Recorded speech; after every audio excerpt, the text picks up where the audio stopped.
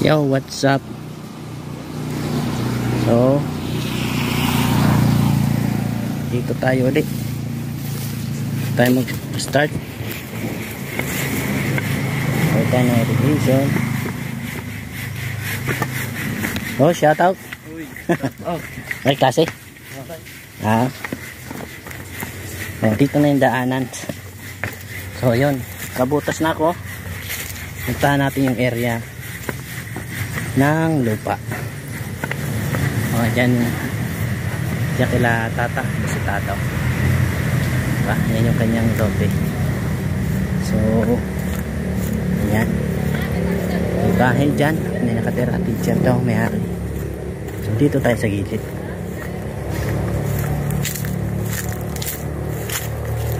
Yan dadaanan. So yan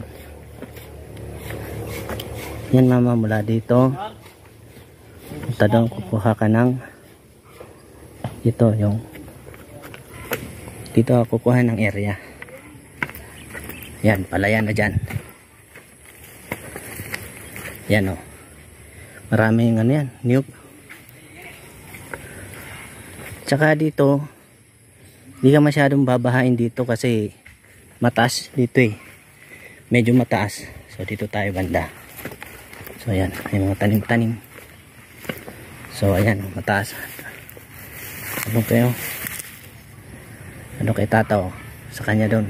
Nandito ako sa bandang taas. Yung mataas yung area. Ayan. Siguro baka kukuha tayo ng ano dito.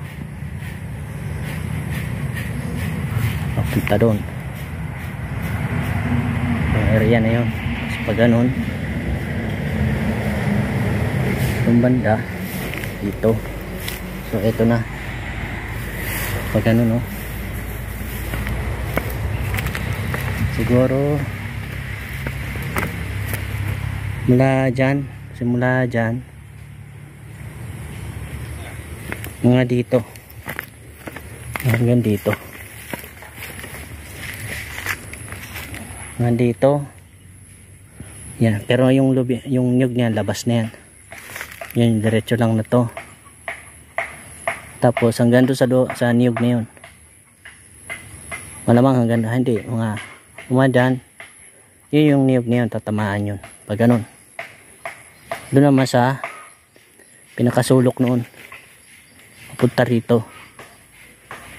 Yan yung mga 100, o mga 100 square meter. Hanggang dito siguro. Mula doon mga hanggang dito.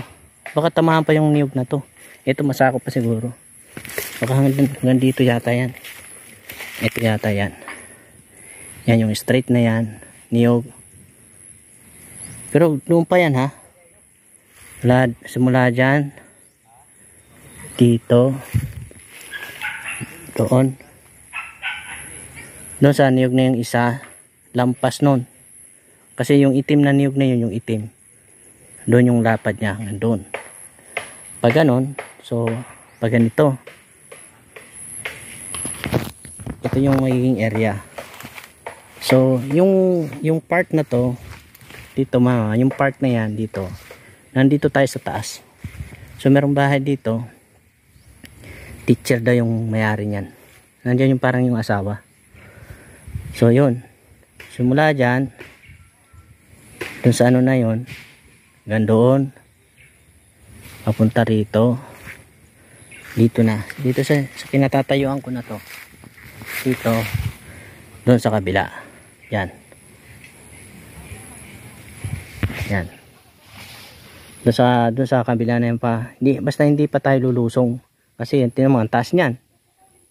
So kung in case may baha naman, medyo huhupa na yung tubig, hindi tayo aabutin kasi mataas yung ano natin, mataas yung area. Dito yan, ayan, palayan na nga yan dyan ito. Tapos ito yung bakante na to hanggang doon sa may palayan, yung magiging bakante na yan. Pwede ko pa yung gawing magtanim-tanim ganyan, diba? tanim-taniman ko, halimbawa. Tapos bahala na kung anong pwedeng gawin sa loob ng sa loob ng area natin. Pero yung labas, pwede pa naman natin taniman yan kasi siyempre papaalam ko lang yung Mana Marisa. Pwede ba tanim-tanim ganyan?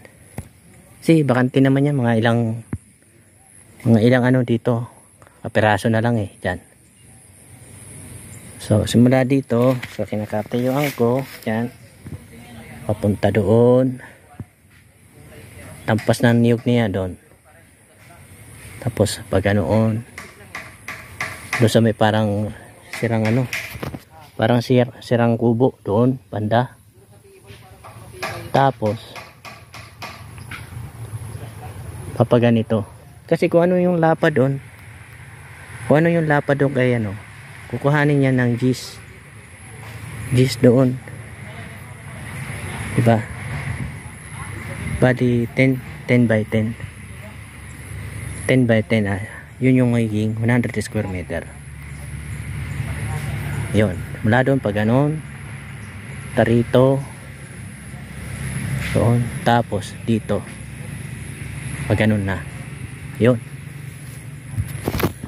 Bali ang matatamaan na niyog, 1, 2, 3 yung itim, ito yung gitna 4, baka tamaan pa yun yung itim na yun, 5, ito 6, pang-7 na to, pang-8 ito, pang-9 yung kabila na yun. Yun yung mga posibleng matamaan. So yun, kaya malamang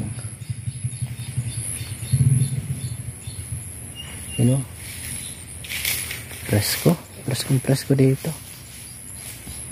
pala yan.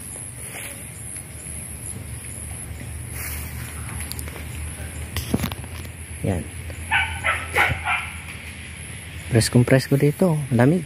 Tingnan mo naman mainit siya mainit, pero nandito ko sa madilim. Kaya lang siya kasi marami kasing niyog maraming niyog. So pag sa umaga nga pala, ang ng araw doon sa kabila na yon, kaya doon maganda iharap yung pinto papunta roon. Bali dito daw yung side na to, yung gilid na to, kasada daw yan. Pag ganun sa may likod ni Ma'am Jinky doon sa unahan, iikot dito kalsada pag ganun. Ito yata itong gilid na to, labas na itong lote natin, yung hinging kalsada. So yun, sige mamaya i-edit ko pa to, kasi mahaba-haba, kailangan i-edit. So yan kita mo na yung area dito. Una, malamig, palay na yan dyan kailangan lang dito lilinisin kasi para iwas sa mga yung ahas, number 1. So yun, dami talaga dito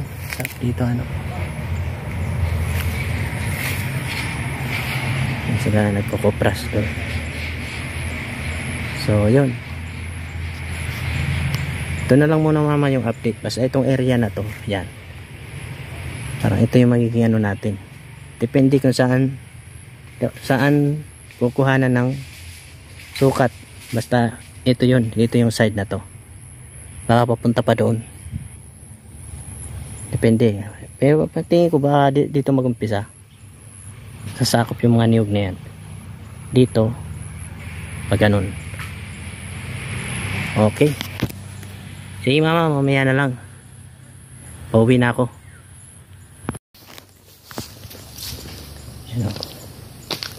Daanan,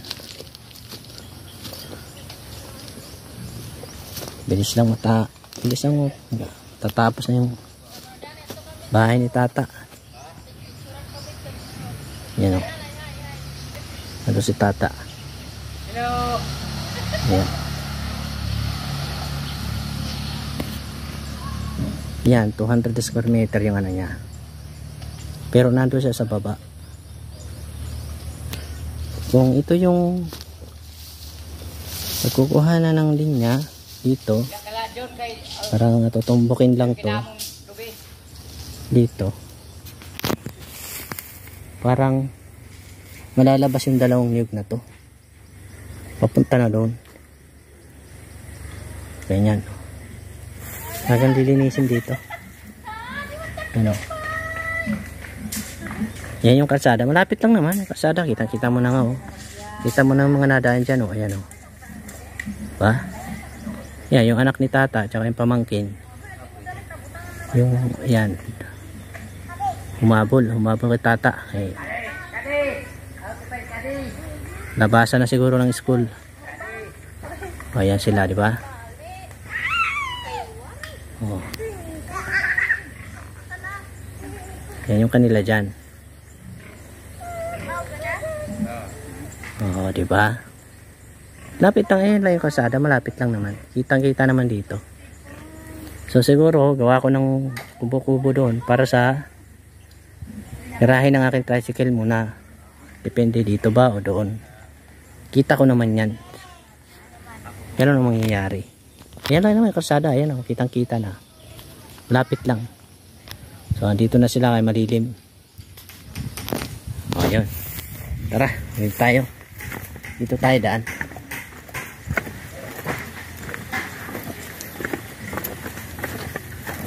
No problema sa tubig kasi yan o, meron silang ano dyan, gripo. Hindi tayo makaabang. Ito, daanan. Ito kasi yung area na to may-ari na. Diyan naman wala pa, kaso lang malalim ang tubig.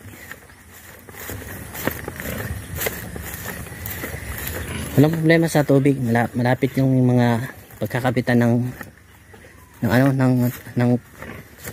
tubo, yung pipe. Yung piping niya malapit lang. Tapos kuryente naman, yun lang oh. Pwede na kumuha dyan, papunta doon. Malapit lang. So, yan, mga kuryente dyan. Yan yung mga wire. Pwede kumuha dyan. Kapag ganun. Ba, ito na. Dito na. Uwi na tayo. So, mamaya na lang.